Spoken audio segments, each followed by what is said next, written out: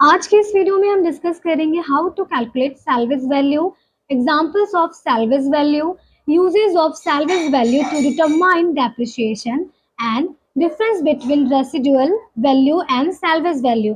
अगर आपने salvage value के पार्ट 1 वीडियो नहीं देखे हैं तो वीडियो का लिंक मैंने डिस्क्रिप्शन बॉक्स में दे दिया है, आप वीडियो को देख सकते हैं। तो वीडियो को शुरू करते हैं। सबसे पहले समझते हैं कि how to calculate salvage value. सबसे पहले हमें एसेट्स का रियल कॉस्ट एस्टिमेट करना होता है, मतलब परचेज प्राइस के साथ साथ इंस्टॉलेशन कॉस्ट और बाकी रिलेटेड कॉस्ट भी इंक्लूड करने होते हैं। अब हमें फाइंड करना है एसेट्स का परमिसेबल डेप्रिसिएशन रेट। ये रेट अकाउंटिंग स्टैंडर्ड्स में क्लियरली मेंशन होता है।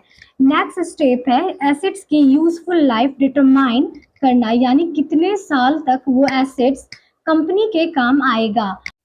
और लास्ट स्टेप में हम अप्लाई करते हैं सैल्वेज वैल्यू का फॉर्मूला, जैसे P bracket 1 minus D bracket power n या फिर P minus bracket D into T. इसे हम समझते हैं कुछ एग्जाम्पल से। सपोज कीजिए कंपनी एक्स ने एक नई मशीनरी खरीदी जो कि कॉस्ट की है 10 लाख रुपए। इस मशीन की यूजफुल लाइफ है 20 ईयर और डेप्रिसिएशन है 80,000 पर ईयर। तो अब फॉर्मूला लगाते हैं, salvage value equal to P minus bracket D into T bracket. तो 10 लाख को माइनस करेंगे ब्रैकेट 80,000 इंटू 10 ब्रैकेट से, तो हमारा वैल्यू आएगा 2 लाख रुपए। मतलब 10 साल के बाद मशीन की स्क्रैप वैल्यू होगी 2 लाख रुपए। अब समझते हैं दूसरे एग्जाम्पल से। कंपनी ABC ने एक व्हीकल्स परचेज किया जो कॉस्ट है 12,000 का और डेप्रिसिएशन रेट दिया गया है 10% पर ईयर फॉर 5 ईयर्स।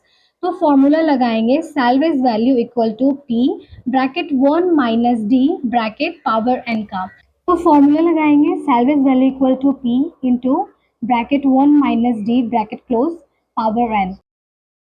मतलब 12,000 जो व्हीकल का कॉस्ट है into bracket 1 minus depreciation rate 10% bracket जो 5 ईयर हमारा डेप्रिसिएशन पर ईयर है पावर 5 करेंगे। उसके बाद 12,000 जो हमारा परचेज का कॉस्ट है वो आएगा, फिर इनटू हमारे जो ये डेप्रिसिएशन है 0.9 उस पर पावर 5 करेंगे। इस दोनों को इनटू करेंगे तो हमारा वैल्यू आएगा 7,085.88। तो ये 5 ईयर के बाद व्हीकल की सैल्वेज वैल्यू होगी करीब 7,086 रुपीज। तो इन दोनों एग्जाम्पल से आप एसेट्स की स्क्रैप वैल्यू कैलकुलेट कर सकते हैं। अब समझते हैं डेप्रिसिएशन और सैल्वेज वैल्यू के रिलेशन को। सबसे पहले समझिए सैल्वेज वैल्यू डायरेक्टली इम्पैक्ट करती है डेप्रिसिएशन कैलकुलेशन को। फॉर एग्जांपल, अगर हम straight line depreciation method use करें तो फॉर्मूला होता है depreciation equal to bracket cost of assets minus salvage value bracket divided useful life.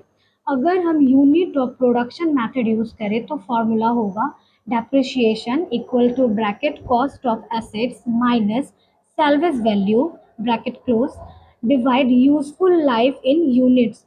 दोनों केस में क्लियर है कि सैल्वेज वैल्यू ही डिसाइड करती है कि एक एसेट्स का कितना डेप्रिसिएशन हर साल रिकॉर्ड होगा। एक और इम्पॉर्टेंट पॉइंट है बिजनेस वैल्यूएशन। जब एक कंपनी अपना एसेट्स बेचती है तो बायर सैल्वेज वैल्यू और डेप्रिसिएशन को ध्यान में रखता है। बायर हमेशा चाहेगा कि एसेट्स की वैल्यू कम हो जाए ताकि वो कम प्राइस पे करे। इसलिए सैल्वेज वैल्यू ना सिर्फ डेप्रिसिएशन शेड्यूल डिसाइड करती है बल्कि एसेट्स के मार्केट वैल्यू और नेगोशिएशंस में भी क्रूशियल रोल प्ले करती है। अब बात करते हैं रेसिडुअल वैल्यू और सैल्वेज वैल्यू के डिफरेंस की। सबसे पहले समझिए दोनों टर्म्स काफ़ी सिमिलर है और अक्सर इंटरचेंजेबली यूज़ किया जाता है। रेसिडुअल वैल्यू को ब्रेक अप वैल्यू या स्क्रैप वैल्यू या सैल्वेज वैल्यू भी कहा जाता है, लेकिन यूजेस थोड़ा डिफरेंट होता है। लीजिंग के केस में रेसिडुअल वैल्यू एक इम्पॉर्टेंट मैट्रिक होती है। ये डिसाइड करती है कि एक लीज को पीरियोडिक लीज इंस्टॉलमेंट्स कितना पे करना होगा, और जैसे जैसे लीज पीरियड या यूजफुल लाइफ बढ़ जाती है रेसिडुअल वैल्यू कम होती है। वहीं अकाउंटिंग और डेप्रिसिएशन के केस में सैल्वेज वैल्यू यूज होती है। ये बताती है कि एक एसेट्स की यूजफुल लाइफ के एंड में उसकी एस्टिमेट वैल्यू कितनी होगी। तो सिंपल वर्ड में रेसिडुअल वैल्यू मेनली लीजिंग में यूज होती है और सैल्वेज वैल्यू अकाउंटिंग और डेप्रिसिएशन में यूज होती है। इन शॉर्ट सैल्वेज वैल्यू का मतलब सिंपल शब्दों में है एक एसेट्स की वर्थ उसके यूजफुल लाइफ खत्म होने के बाद, और ये मेनली यूज होती है डेप्रिसिएशन कैलकुलेट करने के लिए। ये डेप्रिसिएशन डायरेक्टली इफेक्ट करता है कंपनी के प्रॉफिट्स और टैक्सेबल इनकम को। इसलिए सैल्वेज वैल्यू को सही तरीके से एस्टिमेट करना बहुत इंपॉर्टेंट है।